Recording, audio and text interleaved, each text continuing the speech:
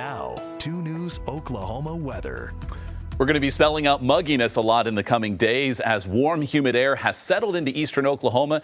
It's resulting in a few pop-up showers, though, as you see on the wide view. Much of that activity is more off to our east in Arkansas and Missouri. We still have a few showers left over in eastern Oklahoma, though. A few sprinkles working their way into western Pittsburg County, and with the heating of the day underway, a few more showers developing, like just to the west of Eufaula and also down by Red Oak. Further to the north, though, we've had a few very light showers develop, and now they are all but sprinkles as we see this little shower approaching Highway 69 there. Not much going on around Tulsa. A few sprinkles down by Kellyville and Kiefer. And as we look back outside atop the BOK Tower in downtown on the Bob Hurley RV Weather Camera Network, it is 79 degrees, high humidity, and with light winds, it's feeling a little stuffy out there, and it will continue to warm up further into the afternoon with a mix of clouds and sunshine.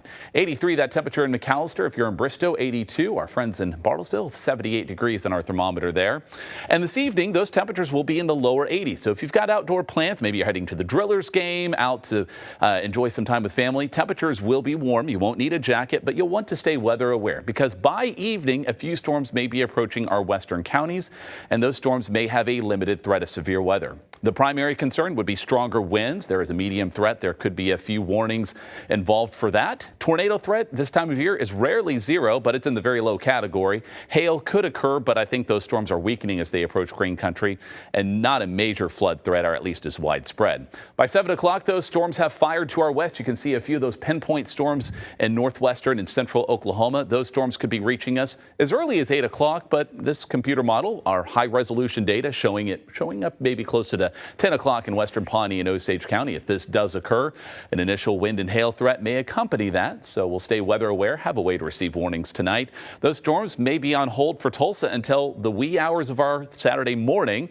Those storms could still be strong or severe, but the threat will likely lessen with eastward extent, and with time, we'll be left with maybe a few lingering showers towards morning. But if you're heading out early to take part in the Capitol Cruise or just enjoy the route along Route 66, right now and counting on mostly dry weather, there could be a shower or two out there, but most of the day looks dry until we get to the evening, and a few more storms, if they fire to our west and move in, could be strong or severe. We'll keep a rain chance going into early Sunday morning. That threat of severe weather, updated outlook showing areas mainly northwest of I-44 with a threat of hail and wind primarily. For the rest of the weekend, though, we can't rule out a round of storms there Saturday night. Can't also rule out a shower storm there on Sunday, but look at those temperatures. It is looking a bit like summer as we move into the final days of May, and then as we extend that forecast out into June, we'll get beyond these highs in the upper 80s and drop back to the mid 80s next week. But notice we have daily storm chances with us. The higher threat of storms appears to be about middle of next week, but that threat may carry on into the first weekend of June, and that is happening to be Tulsa tough. Might have to dodge some showers and storms for that big event coming to Tulsa.